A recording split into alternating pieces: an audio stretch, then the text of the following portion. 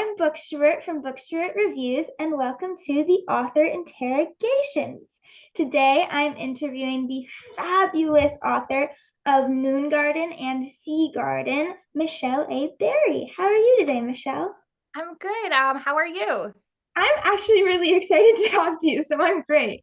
I'm really excited to talk to you. So this is going to be fantastic. Thank you so much for having me on your show. I'm super excited to be here. Thank you for coming on. So let's start with, I just like to start with just like a couple of warm up, easier questions. Perfect. What is your favorite book other than your own?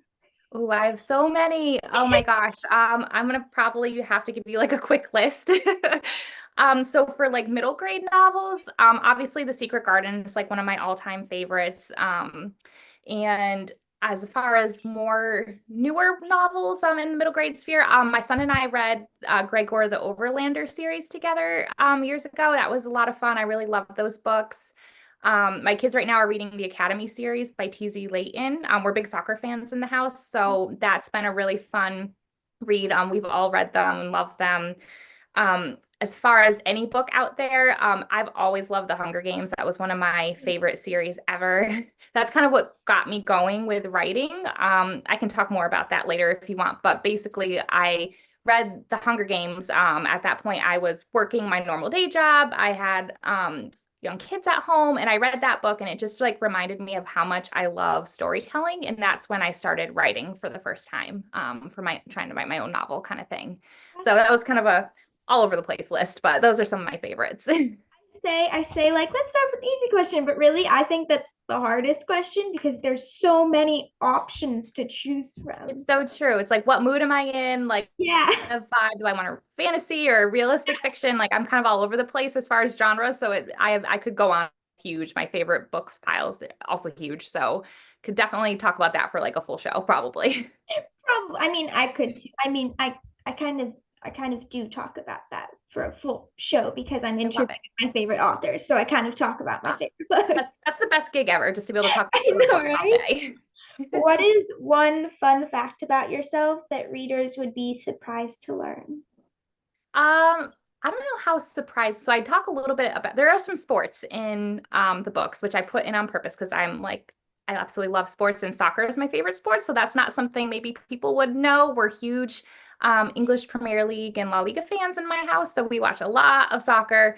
I'm a pretty quiet, reserved person day to day, but when I watch a soccer game, I'm like a whole other person and I get super into it. And my kids play soccer, so soccer is just like a huge part of our lives, which is kind of why I integrated a little bit of sports into the series. Cantor's a hoverball player, and I kind of just put that in for my own entertainment mostly, just because I love sports and I just felt like I needed to include something in that world building area for that.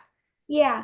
Well, speaking of Hoverball and Moon Garden, let's dive right in. What Awesome. was the first spark that led to the idea for the series? Did you know right away how the whole series would develop, unfold, or do you go book by book and see where the story takes you? A little bit of everything. So, like I said, one of my favorite books ever was the original Secret Garden. And I vividly remember where I got the story idea for this for the Moon Garden series. It was, I wrote this book about 10, 12 years ago now. So it was a kind of a long time in the making. It had kind of a long road to publication. But I remember just taking a walk with my kids around like a neighborhood, and we saw this house that had like a really pretty wall around it with like vines and different like greenery growing over it. And it just kind of reminded me of that feeling of reading The Secret Garden and that kind of like mystery and magic of nature. And it just like struck me in that moment. And I started thinking about, I had already written a few books at that time, but nothing had been published yet. So it just kind of sparked that first idea for Moon Garden. I started thinking, how could I do a retelling of The Secret Garden, but really make it my own story, but still kind of be true to that, seed of the idea of the original Secret Garden. So then I just started thinking about what could I do to make the setting like as different as possible from the original, and that's why I ended up on the moon. So that was about as different as you can possibly get. So it kind of just evolved from there. I love like boarding school stories. I love magic stories. So those kind of elements just kind of found their way into the story as well. And then it just kind of evolved from there. As far as knowing like how the series would develop, So since Moongarden did have a really long road to publication, I didn't let myself go too far down the road of plotting the rest of the series just because I wasn't sure if it was ever going to be published. So I didn't want to get my hopes up too much. And also I didn't want to put too much energy into, crafting out a whole like 2, 3 books, but if I didn't know the first one was going to get published. But I did always have an idea of where I wanted the second book to start and end, and then how I wanted the whole series to end. So once I did get a publishing contract for Moongarden, I could really sort of dive into that and kind of develop that from there. So that's when the stories really got plotted out, was at that time. But I always kind of, especially the end of Sea Garden / like the beginning of Ashgarden, I really had a clear idea of how I wanted that to look, which ended up true to how they actually ended up after the whole writing and editing Yeah, process. that's actually really fascinating and quite smart about how you don't like it's kind of like you're trying not to overthink everything. You're like, well, let's just wait until the publication and then I can really like jump into the whole series. Exactly. I talk about that a little bit on my social media from time to time, how exciting it's been to see Sea Garden and Ashgarden come into the world, because those were the books I never even allowed myself to dare to imagine being books. Like Moongarden was like, okay, let me focus on this one for a bit. Yeah. Don't want to get my hopes up too much. And so it's just been really cool to see those now brought to life. So that was just kind of like extra celebratory, I guess, when those kind of came out. I personally am so excited for Ash Garden. I'm Oh, I'm like, so glad. the minute that I finished Sea Garden, I was like, I need the next book. I hope you like it. It was one of my favorite to write. So I really hope you and other readers like it too. I'm sure I would love it. When you started writing, did the Secret Garden inspiration lead to why it ended up as a middle grade book? Yeah, I really like the voice of middle grade. I just feel like it's just so earnest and full of hope, and you have the whole world or galaxy in front of you. So that definitely drove. And middle grade is one of my preferred areas to write. I do dabble in YA a little bit, but middle grade I found kind of my groove. I think with the middle grade voice, I really just love just the hopefulness of it. Yes, I feel like that ends up in every interview. That's like I interview middle grade, mostly middle grade authors, and that's one of the like key clear reasons why they love middle grade is there's that hope aspect. Yes, absolutely. What comes more easily for you, the story or the characters? Oh, that's a great question. Um, I would say it's probably a mix of both. I always start with the story. I think some people probably start with the character and kind of grow the story around that particular character. But for me, I tend to start with the story, but um, really the characters bring life to it. The plot might give me like kind of point A, B, and C, but then the characters really make that story like kind of flourish and bloom and whatnot. And I feel like I have a lot of fun developing the characters. Like plotting can sometimes get a little tedious. You're trying to, get from point A to point B, and it's not always a smooth line sort of thing. But characters you can really just kind of lean into and get to know them, and they start to feel like your actual friends and real people. Like it's really hard to leave them behind when you're all done with the story. So the character portion of it, I think, is just a lot of fun to really dive into. Speaking of characters, do you have your own personal favorite character from Moon Garden? Personally, Oh, that's I hard. adore Binro. Binro is just, oh, I love Uh, Binro. I love hearing about people loving Vinro. He's one of my favorites too. He's absolutely just so much fun to write. I kind of in my head, I'm a huge Star Wars fan. I've been like a huge Star Wars fan since I was like 10 years old. And he's kind of a mashup of like R2D2 and BB-8 to me. He's got a little bit of sass, like he does what he wants to do kind of thing. I don't want to give away too many spoilers, but there's a part at the end of Sea Garden where he kind of blasts onto the page in a certain scene and kind of saves the day for them, which I had so much fun writing that. As far as my favorite, it's so hard to pick. I mean, besides Myra, I would say my favorite is Cantor. I just love the dynamics of him as a character. He comes off as one way in the beginning of the book, and then as you really dive into him throughout, the rest of Moon Garden and the other books, I just really hope his full spectrum of his character comes into play. I focus a lot on the relationship he has with his father in the second and third book, that was a kind of a lot of fun to pull at and figure out and see how he grows as a person and as a kid throughout that, learning about his own father and realizing that parents are people too. And sometimes you have to kind of take that into account and realize that they have their flaws, but a lot of times they mean well. So that was a lot of fun to write. So I don't think this is really spoilery, but Ashgarden is a dual point of view novel. So I switched back and forth between Myra and Cantor. So I really got to get into his head. So that was super fun. That's going to be so interesting. I can only Oh, imagine. I hope everyone likes it. I had a lot of fun writing it, so I hope the readers like it too. I love characters that they're like these stereotypical characters. You think you know exactly who they are from the second they step on the page. And then Mhm. by the end of the book or the series, they've just like completely blown your mind. They've like crashed out of their box that you've put them in, and they're just like completely different than you imagined. Absolutely. Yeah. It's the funnest journey to go on, I think, when the characters kind of take you on that journey with them. Jumping a bit into more of the writing process, what Mhm. is some advice that you have for beginning writers? That's a great question. So, I spent a very long time in the quarry trenches. It was a long, like Moongarden was about 10 years from first draft until publication, and Moongarden was the book I got my first agent with. So there were a few books before that that I wrote that really, I queried and just never really got anywhere with. So I think just having definitely a thick skin, like getting used to and comfortable with getting no's from time to time and just kind of taking what you can from any rejection. If there's constructive feedback there, to kind of take that and just keep it moving and keep it going and just be resilient, I think, and not take it too personal and just, I always tell myself if I got like a big rejection, give myself one day to kind of feel sad and like feel my feelings about it. And then next day we're moving on to the next, like send out 10 more queries or, your agent will send out more submissions and just kind of, you have to just kind of be in tune with the journey and not be afraid of learning and growing and getting those rejections because eventually if you keep growing, you're going to get that yes eventually and it's going to make everything else worth it. That's actually really good advice. Oh, Like, you good. give yourself a day to sit with it and then Mhm. move on. It is what it is.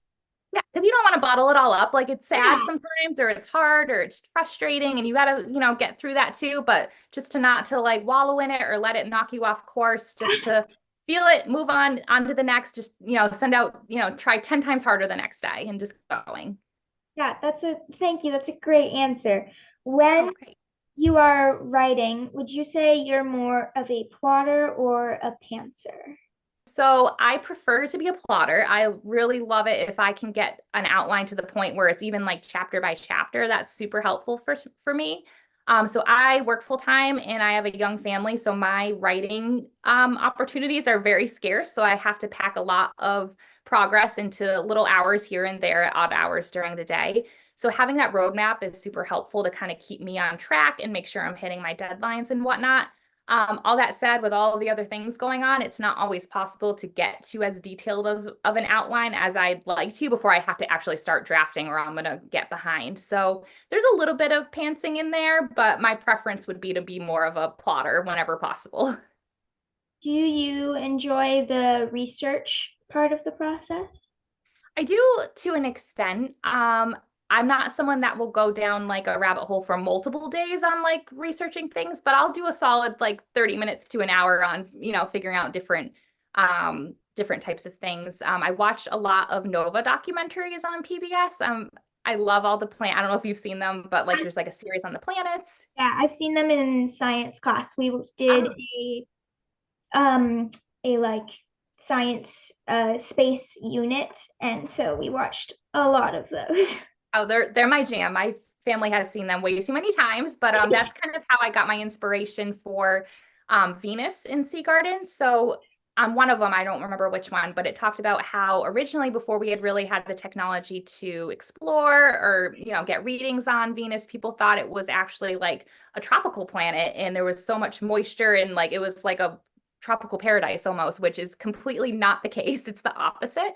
But I kind of wanted to make Venus and Sea Garden like true to that original theory about it. So Venus is a water world, which is why that's how that kind of evolved. But there's also little things I've definitely researched. My editor, Allison Weiss, is amazing at finding these like little random pieces of information that are like factual and so cool to the plot. Like she discovered once, I remember her messaging me that she saw something about plants having electricity.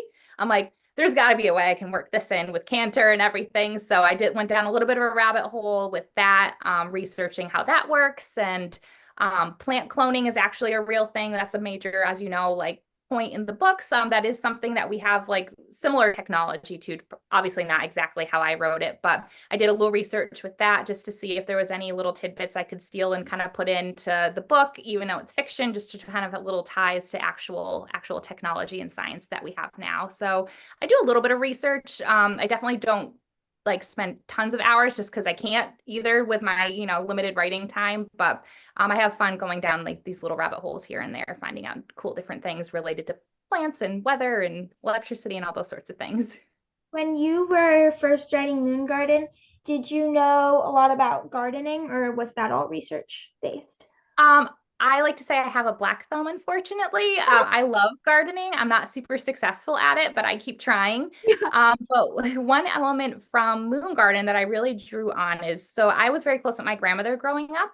And something she did with, I have a ton of cousins, so there's a whole bunch of grandkids, but we would all spend a lot of time at her house. And yeah, and so she would always walk us around her garden and like show us the different plants and everything. So when I wrote the scenes of Myra discovering the secret garden in Moongarden, it was kind of like a little tricky to write because she had never seen plants before. So that she almost had like a childlike response to it, but she's in a 12-year-old girl's head. So to kind of mash that together, I really leaned on the memories I have of being really, really young with my grandmother, looking at her garden, but with kind of an older perspective. There's actually a moment in the first book where Myra looks at Lily of the Valley flowers and they look like bells to her and she wonders if she touches them, if they'll like jingle like bells. And I remember having that same thought as like a really little kid with my grandmother. So that was kind of like a little nod to her in those memories in there. So I love gardening. I have a lot of fond memories of gardening. I'm hoping I improve with my gardening over the years, but not quite there yet. Speaking, little shout out we said earlier to Allison Weiss. I did Yes. an interview with her. Amazing conversation. All listeners, you guys should go check that out. It was episode 2. It was so fun. I love her so much. Oh, she is just a wealth of knowledge and Oh editing magic. She's amazing. Like fully support. Everyone should go listen to that interview. yeah. She's fantastic. And I've never had a favorite editor before, but without Mhm. realizing it, I read a bunch of books that she had edited, and it turned out that they all had like this invisible string through line that she had edited them all. And I now Oh, have a favorite editor because every book she edits, I just love. oh, how cool is that? That's amazing. That yeah, she really does. Like she has her definitely leaves her imprint on her the books she touches. She's just absolutely amazing. Jumping back into the interview, shout out to Alice, she's amazing. Um, Yes. something I'm always curious about is if the author got any say in the cover design of their book. Did you? That's a great question because the cover is such like a cool factor. Once the book's all written, like for me at least, the next like so super cool step is to see the cover art. I would say I have a limited say. I have a little bit of a say. I really, obviously would leave I'm not an artist, like a like actual painting and that kind of artist. So I don't didn't want to obviously get too involved in that and just let the artist that we had do her thing. Her name, she goes by Inky Mole. She's absolutely incredible. So she, basically, you know, um, she basically, had the vision and executed absolutely amazing. I had a couple little notes like adding the moon behind the earth and the cover of Sea Garden. I thought that would be cool to kind of show in space where she was. Just little tweaks here and there, but basically she does, her thing, which ends up being amazing. I personally love the covers of Moon Garden, Sea Garden, Ashgarden.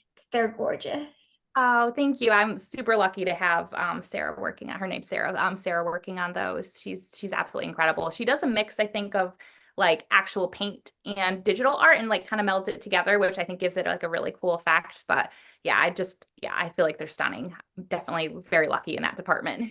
Yeah.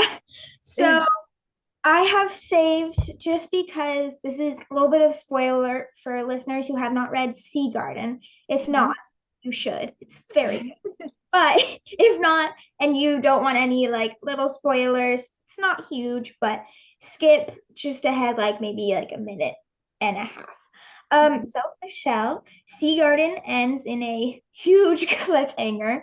When I was reading the ending, I was literally like gasping. My dad asked me what was happening because I was so audible. I was like in shock. It is so good. What do you think the secret Oh, to writing a good cliffhanger is?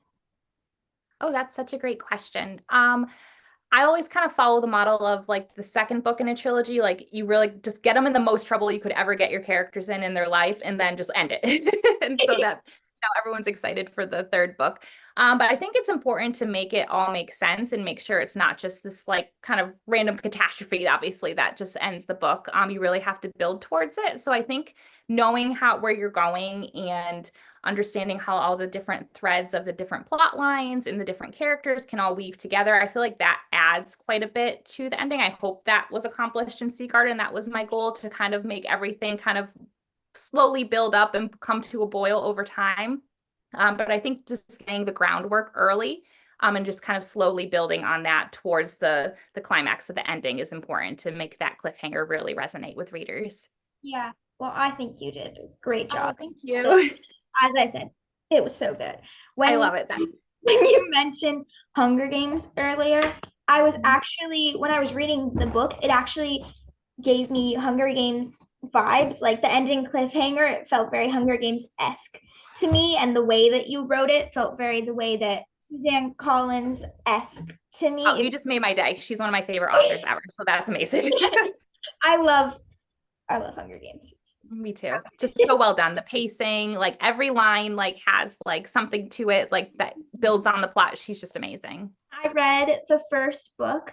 I kept turning pages. I was like, one more page, one Mhm. more chapter, one more book. I Yeah, want you to can't stop. Like it's the read. Yes, best. it's so good. It is. Well, this is our last question. Very sad. I just want this interview It to went get. so fast. This was so much fun. I mean, time flies when you're having fun. That's what they say. Absolutely. Yes. Yeah. Can you tell us anything about the next book, Ashgarden? Ooh, try not to give too many spoilers away, but like I said, my favorite element of it is the dual point of view and being able to bounce back and forth between Myra and Cantor. That was super fun. I will say there is a new magic introduced that we have not seen on the page before.